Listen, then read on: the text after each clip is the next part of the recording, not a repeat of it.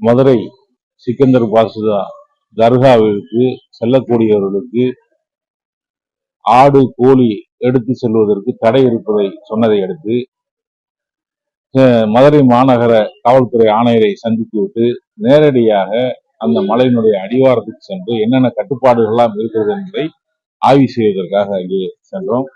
அங்கே சமைத்த உணவை எடுத்து செல்வதற்கு எந்த தடையும் இல்லை.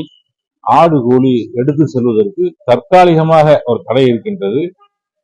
அதை விசாரித்து விட்டு அனுமதிப்போம் என்று சொன்னார்கள். நான் மதுரை மாநகர காவல்துறை ஆணையாளரிடத்திலே ஏற்கனவே நடைமுறையில் இருக்கக்கூடிய ஒரு பழக்கத்தை தொடருவதற்கு அனுமதிங்கள் என்று கேட்டிருந்தேன். ஏற்கனவே நடைமுறையில் இருக்கிறதா என்பதை நாங்கள் அங்கே விசாரித்து விட்டு அந்த அனுமதியை கொடுப்போம் என்று சொன்னார்கள். நேற்றைய தினம் தாசில்தார் உள்ளிட்ட வருவாய்த்துறை அதிகாரிகள் அங்கே போய் ஆய்வு செய்திருக்கின்றார்கள். அந்த மலையிலே எங்கு ஆடு அறுக்கப்பட்டது, சமைக்கப்பட்டது, கீழிருந்து ஆடு தூக்கி கொண்டு சென்றவர்களை எல்லாம் விசாரித்திருக்கின்றார்கள். அந்த மலை அடிவாரத்திலே ஆடுகளை கோழிக்கு கொண்டு போய் தூக்கி மேலே கொடுத்து விட்டு வருவர்கள் இன்னும் இருக்கின்றார்கள். அந்த பகுதியில் இருக்கக்கூடிய அத்தனை பேரும் அதெல்லாம் சொல்லியிருக்கின்றார்கள். நீங்க ஆய்வு செஞ்சீங்க வச்சீங்க. இப்ப வந்து சமூக வலைதளங்கள்ல வந்து மதக்கலவரத்தை தூண்டுறாங்க, நல்லிணக்கத்தோட இருக்கிற வந்து மதக்கலவரத்தை தூண்டுறாங்க. அதான் நேற்று நானும் பார்த்தேன். நேற்று ஃபுல்லா எங்களுடைய வக்ஃபு வாரியத்தினுடைய 2 நாள் மாதாந்திர கூட்டம் நடந்தது. அதுல இரவு வரை கூட்டத்தில் இருந்தனால பார்க்க முடியல. அவரு சொல்லியிருந்தாரு, இந்த மாதிரி மத நல்லிணக்கத்தை கிடைக்கக்கூடியவர் வந்து அவரை வந்து எம்பி பதவியிலிருந்து நீக்க வேண்டும் என்று நான் கேட்கின்றேன். அங்கே போய் ஆள்களை அழைத்து கொண்டு மலையில போய் பிரியாணி சாப்பிட்டார் என்று சொன்ன அண்ணாமலை பதவி விலகுவாரா? அதை நிரூபிக்கவில்லை என்றால் நான் அங்கே போய் கூட்டத்தினரை அழைத்து கொண்டு மலையில் சென்று பிரியாணி சாப்பிட்டதாக சொன்னால் நான் பதவி விலக தயார்.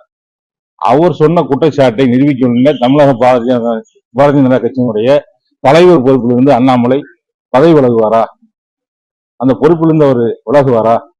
உண்மைக்கு புறமான தகவல்களை, பொய்களை தொடர்ந்து தமிழகத்திலே சொல்லிக் கொண்டிருக்கக்கூடியவர் அண்ணாமலை அவர்கள். ஐபிஎஸ் படிச்சுட்டு பொய் தான் பேசிக்கிட்டு இருக்காரு. இப்ப லண்டன்ல போய் படிச்சுட்டு வந்து இன்னும் கூடுதலா எப்படி எல்லாரும் நம்புற மாதிரி அந்த பொய்யை சொல்லணுங்கிறத ரொம்ப தேர்ச்சி பெற்று வந்து சொல்லிக்கிட்டு இருக்காரு. இப்படி ஒரு சென்சிட்டிவான மேட்டர்ல ஒரு குற்றச்சாட்டை சொல்றமே எம்பி மேல போனாரா? முதல்ல அதை நிரூபிப்பார். அவரை நீங்க பத்திரிகையாளர் இருந்தீங்க, அங்கே காவல்துறை இருக்கிறாங்க, அவருடைய கட்சிக்காரர் பாரதிய ஜனதா கட்சிக்காரர் இருக்காங்க, இந்து முன்னணியை சேர்ந்தவர் இருக்காங்க. மேலேயே போகல, கீழே போய் மேல போறவங்களுக்கு என்னென்ன இருக்கு, அவங்களுக்கு என்னென்ன தடைகள் இருக்கு, என்னென்ன சிரமம் இருக்குன்னு பார்க்க போறோம். அதையும் என்ன ராமநாதபுரத்து எம்பி அங்க எப்படி போனாரு, எதுக்கு போறாரு? மணப்பாறை சட்டப்பேரவை உறுப்பினர் அங்க எதுக்கு போறாருங்க? மணப்பாறை சட்டப்பேரவை உறுப்பினர் வக்ஃபு வாரியத்தினுடைய உறுப்பினராக இருக்கிறார்.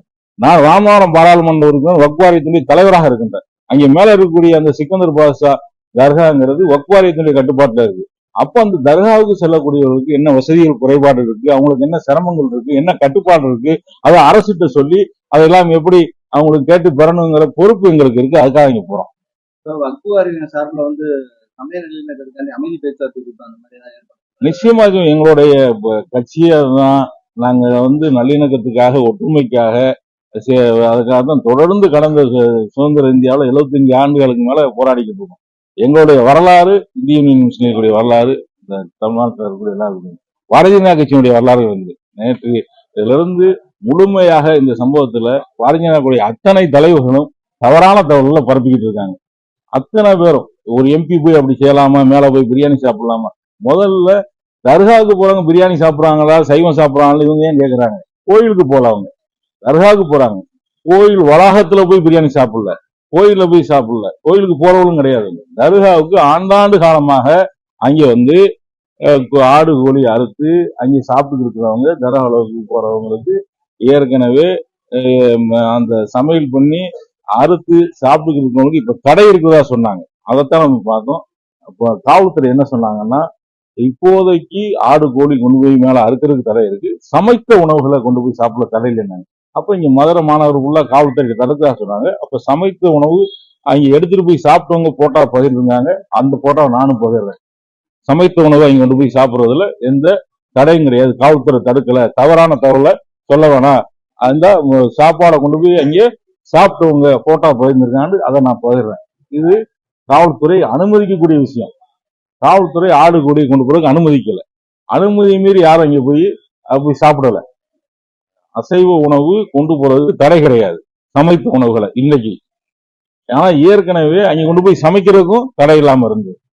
இவர்கள் குழப்பத்தை ஏற்படுத்தணும், பிரிவினை ஏற்படுத்தணும், ஒற்றுமையை குலைக்கணும், ஒரு மத நல்லிணக்கத்திற்கான ஒரு தர்காவா இருக்க அங்கே மற்ற மதத்தினரும் போய் வழிபடுறாங்களே, இது எப்படி கிடைக்கணுங்கிறதுக்காக புதுசா இப்ப ஒரு பிரச்சனையை கிளப்புறாங்க. இது அங்க இருக்கக்கூடியவர்களுக்கு, மதுரையில் உள்ளவர்களுக்கு எல்லாரும் தெரியும். இந்த விவகாரத்துல பாஜக கட்சியை தவிர எந்த கட்சியுமே இதை சொல்லல. ஏன்னு கேட்டா இவர்கள் அரசியல் பண்றாங்க, இவங்க மதத்தை வைத்து அரசியல் செய்யக்கூடியவங்க எல்லாருக்கும் தெரியும். சமூக நலனுக்கு எடுத்துக்காட்ட காலகாலமா திகழ்ந்து இருந்த மலையில தொடர்ந்து இஸ்லாமிய கட்சிகள் வந்த பிறகுதான் இந்த பிரச்சனைகள் எல்லாம் ஊருக்கு.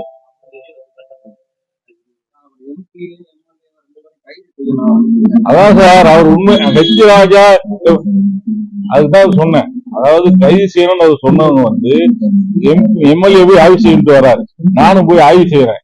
அவங்க ஆய்வு செய்யறதே தவறுன்னு எப்படி சொல்ல முடியும்? நாங்க வக்ஃப் வாரியத்தின் கட்டுப்பாட்டில் இருக்கக்கூடிய ஒரு தர்கா பள்ளிவாசலுக்கு ஏதாவது பிரச்சனை வருகின்ற போது நாங்க அதை ஆய்வு செய்து தமிழக அரசுடைய கவனத்துக்கு கொண்டு போய் சொல்லி அந்த பிரச்சனை தீர்க்கணும்.